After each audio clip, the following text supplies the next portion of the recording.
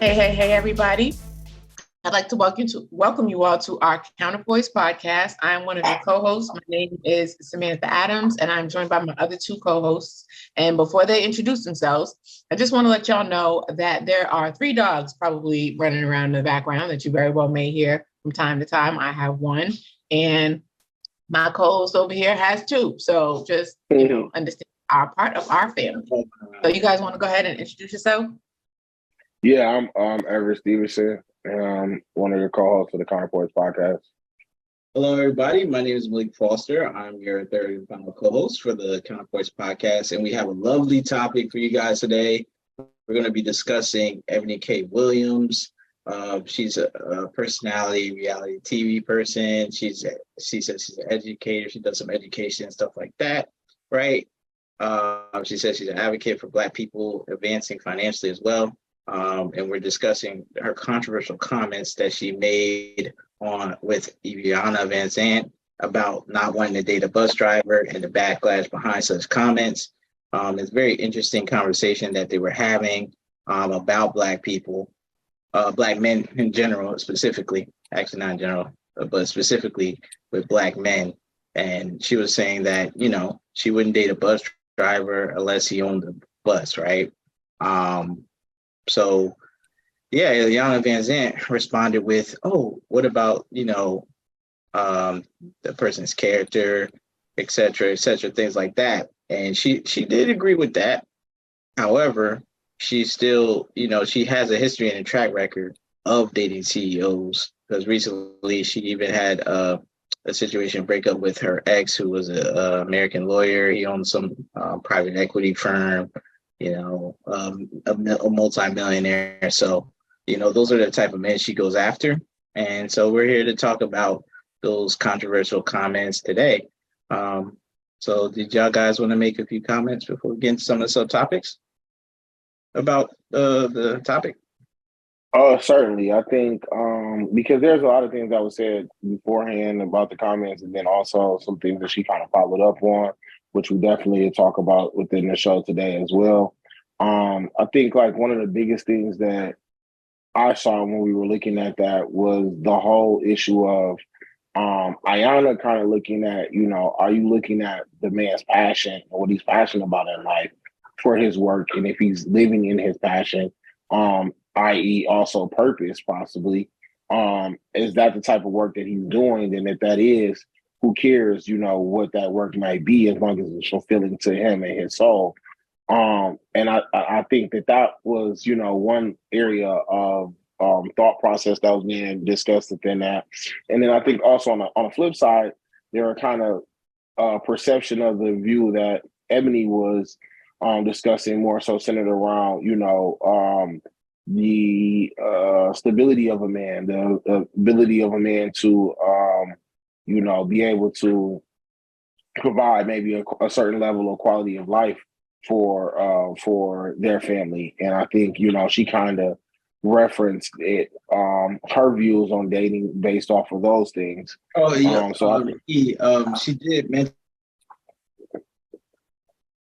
something pretty interesting. So I just want to stop right there. When she was saying on her Breakfast Club interview, when she was clarifying some stuff, she was like, like what she was telling Iyanla was, well, basically, I have to be in my masculine energy, right? A masculine energy with a skirt, because, you don't trust if the men, specifically Black men, are adequate enough to take care of her, provide and protect and do all those just by themselves. So I just wanted to point that out. She did mention comments like that. Go ahead. Yeah. And I think that definitely speaks to something, because again, it's like,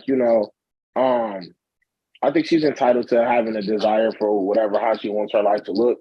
You know what I mean? And if she feels as though most of the men that she may be meeting aren't able to provide that type of lifestyle, that's where she kind of has this viewpoint of, again, that things are being maybe a little more problematic, right? Like, it's a problem that she can't seem to find a man who meets that desires of hers, you know what I'm saying, to date within, her race, I'm assuming. And that's a toughie, right? Because I think while there is some men that are available in that category. I don't think all successful men are automatically married. Like you get successful and then you have to, or like marriage is a prequel to you being successful. While it seems like a lot of gentlemen who do reach great success are married, I don't think that it's necessarily a prequel to that.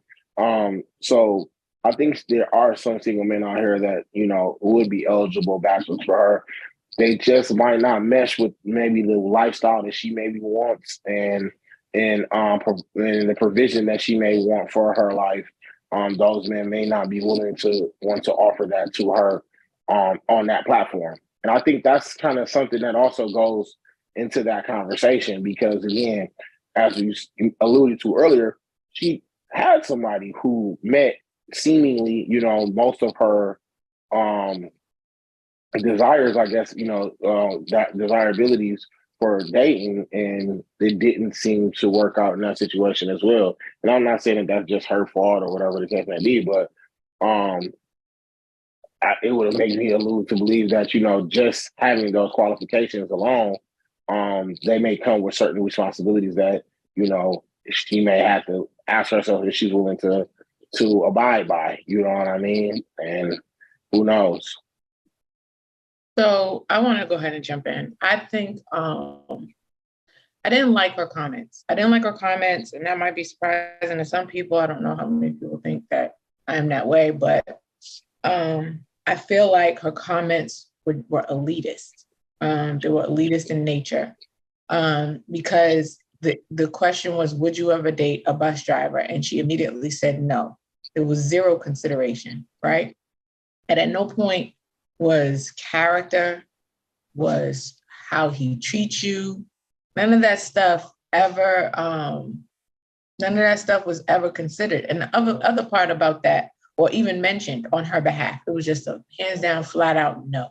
So to come back and say, oh no, my mom was a bus driver, I wasn't trying to make comments like that. No, you were, because you said if he's a bus owner. Here's the thing. Whenever somebody's in a relationship, right? And it's always to each his own, right? Everybody has their own preferences and everybody's entitled to that.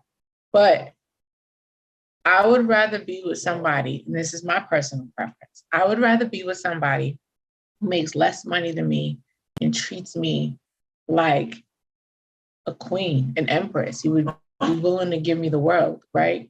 Than somebody who has a lot of money and treats me like I'm nothing. Treats me like I don't matter. You know what I'm saying? Because, at the end of the day, especially too, if that man is passionate, because you never know, because ambition will take you somewhere. I'm not talking about dreams. I'm not talking about wishes. I'm not talking about thoughts. I'm talking about motivation and ambition, right?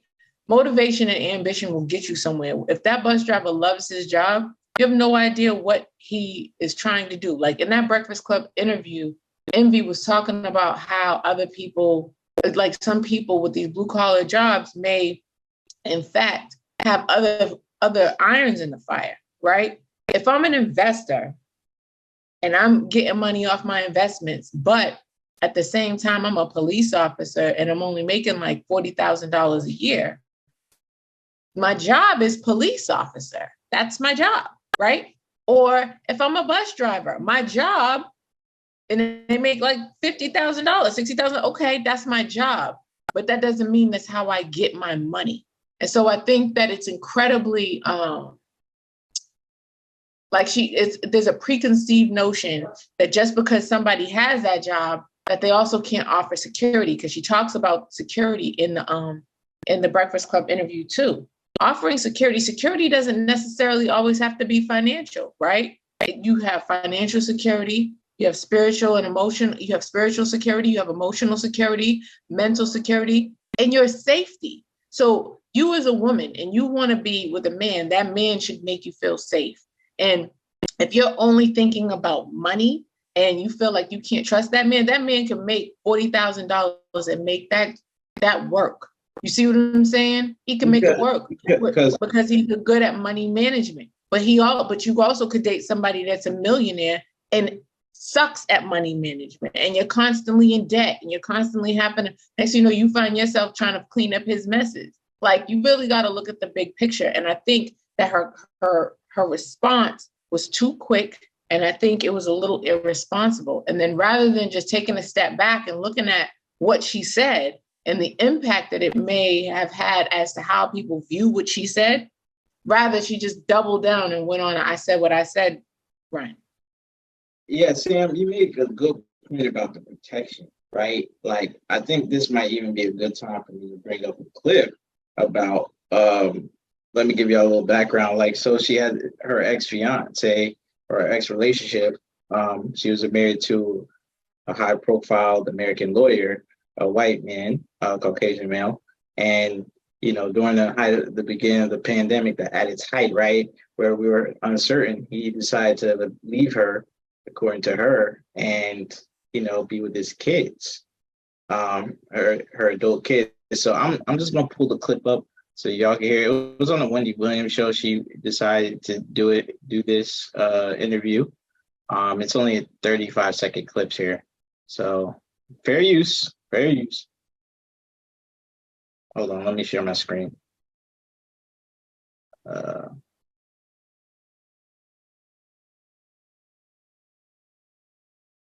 Right, sure. Let me make sure my audio is good. Sorry, guys. It's sometimes they be acting funny on here. All right, y'all can see my screen. Yeah, I think I can. Now, if you just joined us, we were talking about something Ebony K Williams said with Wendy Williams. Let's take a listen. You know what? This quarantine, I think, like a lot of couples, Wendy, it made us tell the truth about our relationship. How long were you with him before quarantine? Almost 4 years. Did you live with him at the time of quarantine? I'll tell you what happened. He actually did not quarantine with me. He has 3 children, 2 of which are young adults, and he chose to quarantine in New Jersey with his semi-adult children. And for me, listen, I'm not a parent yet, so I get that they're number one. Right. But I need to be number one, Wendy. So now if you just joined. So you know, to me, that's really telling, right? You know, she's with the type of man she wanted, like, you know, that CEO, that owner, and he, in the height of a quarantine, he decided to leave her for his, you know, adult children. She said semi-adult, but 20 years old, they're adults. And then he has a 3rd child who's a teenager. So his adult children and teenager child, he decided to leave her, abandon her in this crazy world. We didn't know because it was a new virus. Everybody didn't know. We didn't have a vaccine. People was dying, dropping. The hospitals were filled up. He abandoned her and left. So I made that video and point to really kind of go on what Sam was saying with the protection. Like, okay, that's not protecting her. That's the definition, the opposite, abandonment, lack of protection. Like, you had the CEO, yeah, he could take care of you financially, but when it came to actually literally protecting you in this crazy pandemic world that we were living in, I mean, thank God it's over. Thank goodness it's over, right? But, you know, everybody didn't know everything, and he decided to ban her. It's not like he invited her and she refused. It just seemed like, hey, I'm staying with my kids. I'm not coming near you. You don't come near them. That's what we can imply and infer from the discussion. Because, I mean, why would she say, like, oh, let me tell you what he did to me? You know what I'm saying? Like, so we can imply certain things, but of course, Ebony would tell you something different. Ebony Williams would tell you my implication. Something. Here's my implication. Yeah, well, I was going to go hold on. Let me say this real quick. Here's my implication. Let me jump in. Go ahead, though. Here's my implication. My implication is that he probably stayed with her long enough during the pandemic to realize that he did not want to be with her no more. So I said, I'm out. I'm going with my kids because all you care about is yourself. You're self-centered. That's my implication. That's what I think happened. I mean, it's quite possible, and I don't look at that like it's abandonment. He might have had a revelation. Ego. She wants everything to be better. He certainly could have had. No, so the way I looked at it is, yeah, I definitely can, like you said, Malik, we all talk about a level of security, right? And I think, in that time where we didn't know what was going on, you didn't know, like you said, remember people were just, spraying down groceries, not necessarily knowing what was going on. It's almost not necessarily, anthrax didn't rise to this level, but it was just as scary as, because people didn't know necessarily at that time, if you check your mail, whatever, if anything was going on. So, it definitely was a time where it was a lot of things that was questionable as to what was going on. And for, a person to feel like someone that they was going to spend their whole life with would not find a way, or maybe did not offer a way. And we don't know this, it's speculation. Maybe he did offer a plan, but it wasn't something that fit within her schedule. So, it didn't work out well. We don't necessarily know. But, for, again, the person that you're supposed to be looking towards to spend your life with, for them to get to a place where they feel like they can leave you and going about their day, I think it is kind of telling as to the situation. You know what I'm saying? Because we know it's a lot of men that put their life on the line to save people that they love. You know what I'm saying? As opposed to going. But I also think that goes to are you the type of person that's able to even receive the things that you're asking for? And I think that's a bigger discussion that this thing can go for. Yeah, you're asking to be with the CEO. Yeah, you're asking to be with somebody who has X, Y, and Z going on. But do you have the qualities and the traits that allow for that individual to have a lifestyle that they feel comfortable with to build with you? And I think that's another question that, along with having those desires and expectations and whatever will that you want to have for who you want to date, you got to ask yourself, are you built for it? And do you have, the right mindset to handle the things that may come with that type of lifestyle? And I think a lot of times we find out that a lot of women aren't, you know what I'm saying? Because they end up wanting to leave for whatever reason or not, or they realize that maybe some of the guys that have the things that they are looking for aren't necessarily the guys that have their best interests at heart. I think one of the things she said was, I want to be your number one. You know what I'm saying? Knowing that, he had kids and stuff still, but she still was like, I want to be your number one. And I think a lot of women do feel that way. Like, they want to feel like in their man's eyes, they are important. But it's like, you got to understand, you dealing with somebody who is successful and they're making great money, 9 times out of 10, in order for them to live that life, they're going to have to put in lots of time and effort and energy into their craft, into their profession, into the things that made them desirable in the first place. And that may take precedent over their family at times. You've seen that happen a lot of times. So I think, like, when we look at that whole happiness or hurtful was one of the ways that I kind of paraphrase this, because it's like, can you be happy with somebody who's just happy to be with you? Maybe they can't provide you with the trips, but when they come home after a long day, or you come home, they rubbing your feet. You know what I'm saying? They rubbing your back. They got your back. They rub your temples after a long day, or whatever the case may be. They make you some tea whenever you're sick, or whatever the case may be. They do the best that they can with the resources that they have to provide you with a level of comfortability, versus a person who maybe can provide you with all of the things that you need to be better and to do better, but they're not there mentally, emotionally. They don't check on you on a regular. They're not involved in your day-to-day. They don't necessarily know little things, but they can provide you, with a car. They can provide you with a house. They can provide you, with certain other things within the relationship. So I wanted to finish the point that I was making. When she made the comment about, I get it. He has kids. They're number one, but I want to be number one too. The reason why I was saying before that, she seems very self-centered is because, like, I don't have kids. Let's just be clear. She is media. She's also an attorney. So am I, because this podcast is media and I practice law. She does not have kids. Neither do I. One of the differences between her perspective and my perspective is the fact that I understand that when a person has children, their children are going to come first, period. So that going into that relationship, and if you have the expectation that their kids are going to come second to you, is to me is kind of crazy. Like, I have zero expectation that any man that I date puts me before he puts his kids. Like, I definitely expect to be a priority, a very high priority, but I do not expect to be over anybody's kids, because I know that when I have kids, my kids are going to be a priority, right? And so, you know, to touch on what Malik and E were just saying, in the time of the pandemic, we had no idea. Like, okay, forget about my insinuation and me thinking that maybe it's because he got to realize, because a lot of people broke up during the pandemic because they were together. 2 weeks later, they realized they didn't want to be with each other no more. Take that whole assumption out, right? Nobody knew in that time how long we were going to be locked down. Every state had different rules. Every state was different as to how, long they were going to be locked down and all of that. That man chose to be with his 21-year-old, 18-year-old, and 14-year-old. 21 is an adult, but that's still your kid.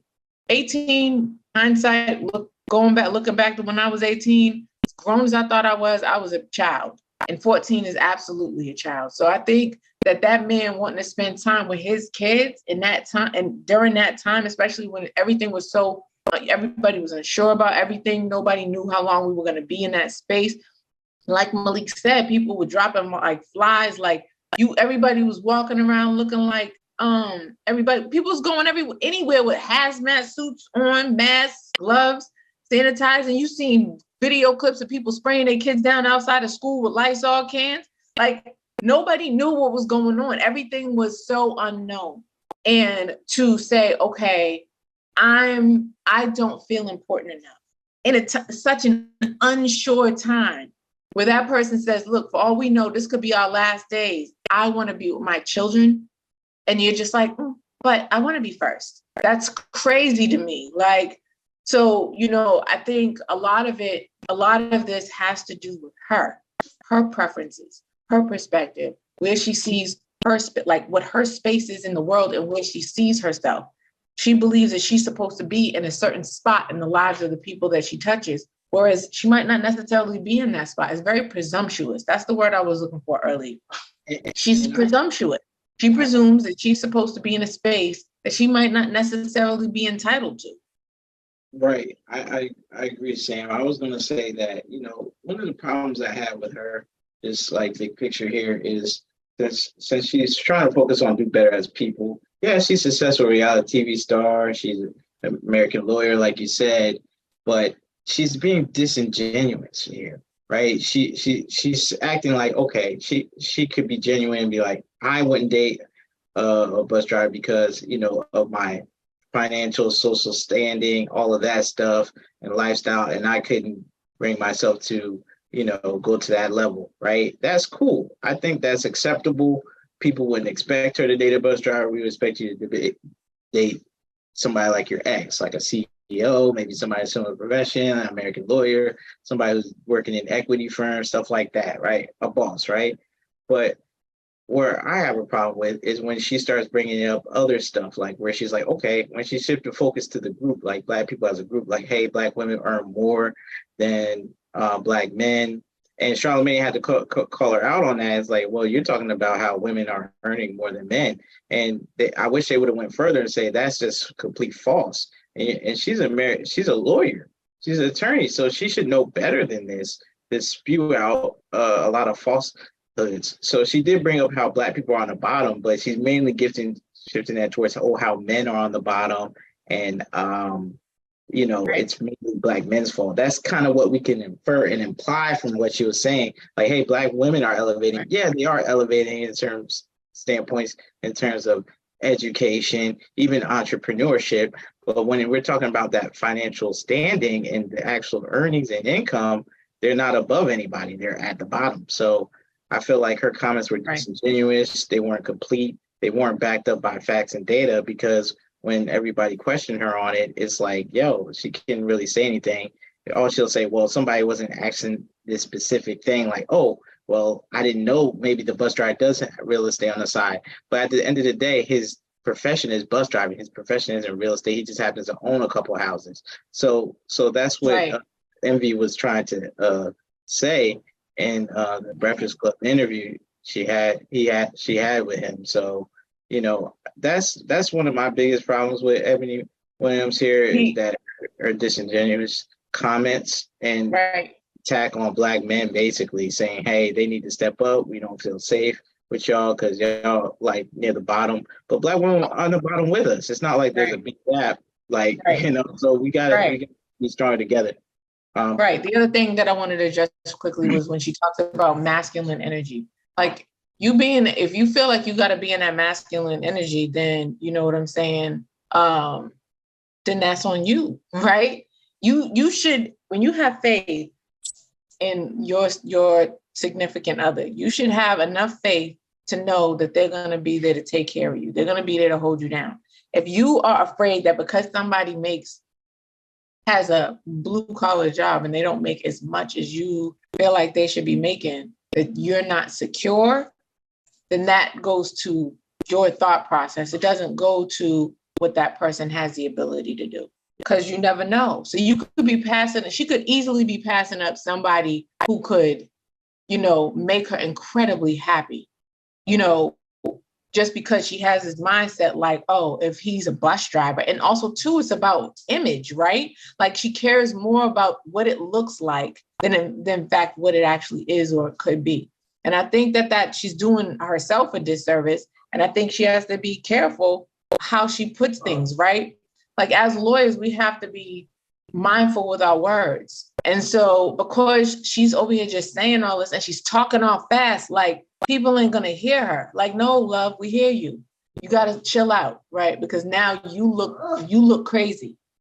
You look crazy because now you out here saying this stuff and now you look like the women that make the rest of us look like you're never satisfied, gold digging, or can't cook, always wanting stuff from people, never giving, always taking, those types of people. And that was the red pill community's arguments and a lot of people who are against, American women, Black women dating them. So she just exactly their claims and arguments. Well, I definitely think that when we heard everything that the young lady has referenced and within her thought process, there is definitely some room, of course, for like with anybody else, there is room for improvement for a more unified type of structure. I think to the point that Ayana ultimately was making was we have to look at where we are as a culture and work within that.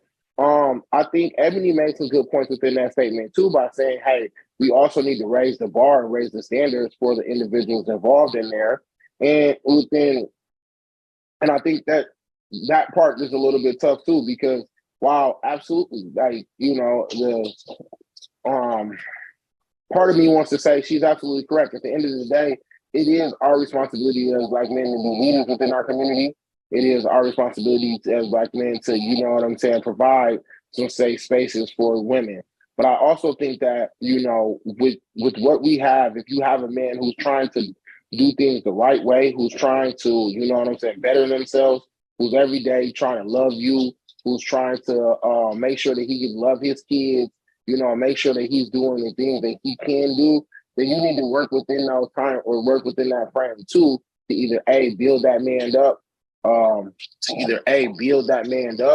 or B, it will be to, and I don't necessarily mean like build him up like build a bear, but what I mean is maybe you take the time to try to maybe put him up on some perspective that you have, so that maybe he can broaden his viewpoints. And then that, in turn, if you got the right type of man, if they just have a broader viewpoint on things, that in turn, they're automatically going to be motivated to do more, to be better. You know what I'm saying? Because that's what they have within them. That's what they want for their kids.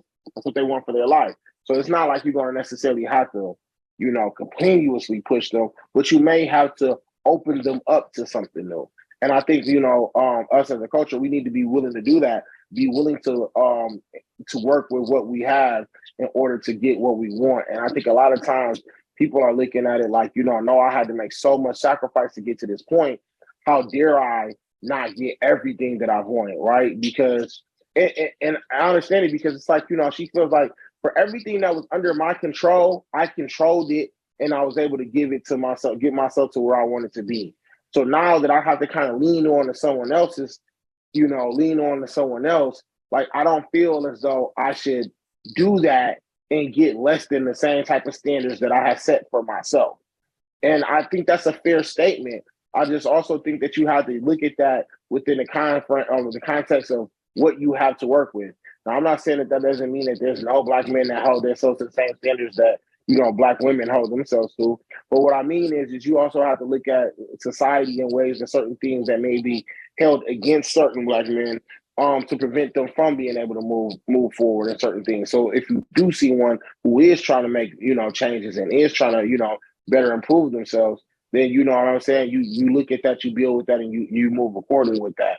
So I think both people had really good points. You know what I'm saying? I'm almost more inclined to argue with Ebony on that, with the whole we have to do better as a culture viewpoint, because at the end of the day, ultimately we do need to do better as a culture, and in particular, Black men in particular, of making sure that we can try to stay ourselves out of trouble, stay out of certain situations. And I think a lot of that comes with also having, positive male influences to show kids, this is what real men do. Real men aren't doing these things that you think you see on TV, or that you may be hearing in entertainment or whatever. But like, these are guys who get up every day, make sure that they look out for their community, make sure that they, they take care of their family and mothers. Those are the type of things that's going to help change this conversation, so that women can hopefully see more than just the profession of a man, and can see the quality of a man, they can see the heart of a man, the soul of a man, and they can have a better lifestyle. Because, if society is now changed to the point where,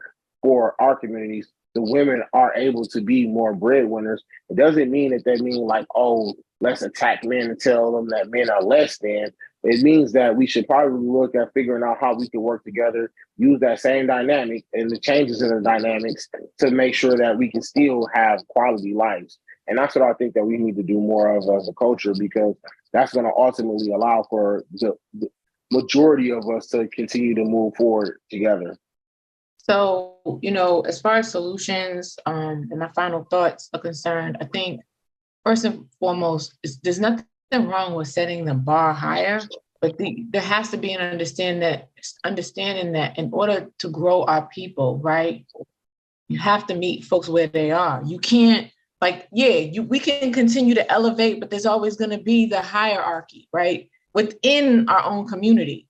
And if the goal is to grow, we as a people, because we've been set as a disadvantage collectively, we have to be able to help each other collectively. That's the thing about unity. It's the thing we talk about often on this podcast, about Black folks being united on a united front. We don't necessarily got to agree wholeheartedly about everything, but what we don't do is tear each other down. You see what I'm saying? Because when you tear people down, especially your brothers and your sisters, you tearing each other down. That's not helping anything. That's not growing anything. That's not fixing anything. If you look at Black people like a plant, like let's say a flower, right? And you got the upper echelon at the top, which is the petals and what everybody looks at as beautiful. Then you got the stem, and you got, the leaves or whatever. Each piece of that flower is, even if it's a rose, right, and it got thorns, each piece is important and required in order for that thing to, number one, be a rose, number two, for it to grow, and number three, for it to be sturdy. Because the thing about it is roots in that thing too, right? And if somebody keeps coming and picking at it, including other roses that are trying to choke it, that's not going to help it. It's not going to help it grow. So as the caretaker of that, we got to be able to water it. We got to be able to feed it. We got to be able to nurture it and grow it in order for it to grow, in order to step our game up as a people, right? Sitting there talking about, oh no, I would never date a bus driver because unless he owns the bus. Like, come on now. That's the most. Like, you got to chill. Like, for real. If that's your thing, your cup of tea, then cool. Have at it. More power to you. But don't make it seem like because you have an elite job, or you prefer something that's more elite, that anything that's not that is less. Because at the end of the day, those jobs are also incredibly important. Blue collar jobs are incredibly important. They help our economy go, right? Remember, this country was built on the backs of Black people from slavery till today, right? When we talk about what it looks like today, it looks like Black people working so many blue collar jobs, right? From bus driver to mechanic to janitor to garbage man. It doesn't mean like all the Black people only have these jobs. That's not what I'm saying at all, because you got 3 lawyers on this panel and all 3 of us are Black. We're everywhere in the whole spectrum. But what you don't do is belittle somebody who's helping other people get to where they are, whether it be get them to work every day as a train conductor or a train driver, or whatever. You know what I'm saying? And so you got to edify people mentally first. You got to stimulate their mind. You have to teach them. You have to educate them. You don't just talk down to them because they chose a certain profession. Because the other part about it is you never know where somebody came from before they got to where they are right now. And they could have come an incredibly, incredibly long way. And they could be off doing something else, hurting people, creating more problems for our society and making us look bad. But instead, they have chosen another route and have chosen to do other things in order to continue to uplift, grow our people. So I just think that being responsible and understanding what people really got going on in their lives and their livelihood, and stop thinking everything is about you all the time. And how if we plan on growing us, we have to think about us as opposed to, just me by myself, wanting to be number one all the damn time. Like, that's not how you grow people. You got to make people feel that love and feel welcome. You see what I'm saying? And feel like, look, I'm here to help you. People ain't going to receive help if they don't feel like you're going to give it to them. If they feel like you're going to just tear them down. So, those are my final thoughts. Just make sure that you're good to each other and find ways to unify one another. And don't talk bad or down, especially to our men, Black men. It doesn't mean that Black women don't have it hard, but Black men do. And I think that it's incredibly important that we as Black women have to make sure, like E was saying, that we speak into our Black men and that we do the things that we need to do to remind them of who the hell they are. You know what I'm saying? Because the world every single solitary day tells them that they're not who they are. And it's our responsibility to remind them. So that's my final thought. Yeah, I was going to say my final thoughts are, back to her being disingenuous. I think people definitely need to get more genuine and accountable and have a self-reflection period where you actually analyze what you're doing right and what you're doing wrong. Because everyone, obviously, she's made some mistakes, right? Because, even in her relationships, like, there's a reason the guy decided to leave her and stay with his children and not bring her along or put her first. Like, maybe it's a character issue that she had, just like Yana Van Zandt was saying, like, what about the person's character? How they treat you, how they deal with you. Because you can find that rich CEO, you can find that white rich CEO, but if he doesn't make that commitment to you and stick with you, like, what? Like, isn't that the same result you're scared about with Black men? And during a global pandemic, he didn't protect you. Isn't that the same thing you're worried about with Black men? So at the end of the day, I feel like she's being disingenuous and, she's trying to fall back on the Black community to probably push her book sales a bit, because obviously she's selling a book. I get it. She's hustling. She's trying to get her paper and she's trying to promote her book. She's trying to market. I get that aspect of it. But, people aren't going to support you when you're being disingenuous. You definitely want to come with the correct facts. Yeah, Black people could be doing better. They need to do better, and we need to work towards that as a group. But we shouldn't isolate the genders when we're talking about the group. Like you're a Black person first, and then we can go down to the genders. But what's going to benefit Black people as a group is going to obviously benefit you as a Black man, a Black woman. And I think, Ebony Williams is forgetting that. She's just thinking, hey, I was raised by a single mom. I made it. I became successful, American lawyer, reality TV star, et cetera, But okay, everybody doesn't have the same path. And there's other groups of Black people that are successful too. Maybe they just don't want to date you. So that's something that she definitely need to do. And I think everybody needs to do a self-reflection on where they at to hold themselves accountable to a better standard. And I think, Ebony Williams needs to do that too, hold herself to a better standard. So and maybe she'll get better results with these high profile men that she's preferring to date and be with. So with all that being said, let's move on to the book of the month. And the book of the month is American Slavery, American Freedom by Evan S. Morgan. It's a historical book. It was a winner of the Francis Parkman Prize. It's a very good book detailing the things that went on in American slavery, American history, because Ebony Williams, she's talking about, our current standing, but, this historical book will explain why Black Americans in the United States are in the position they're in today throughout because of slavery and the things that happened throughout history. So I think this is a good read. It's a very long read. It talks about it starts off in the American Revolution as well, taking place in Virginia, and it details some of the human relations that African Americans and Black people endured that have still lasting effects today. So it's a pretty good read. It's a long read, but it's a good read. So that is the book of the month. Once again, American Slavery, American Freedom by Edmund S. Morgan. And next is the Black Business of the Month. And the Black Business of the Month is Big Dave's Cheesesteaks. It's a taste of Philly brought to an Atlanta area. He had several locations. It's a great place. People love it. You can catch them at bigdavesway.com.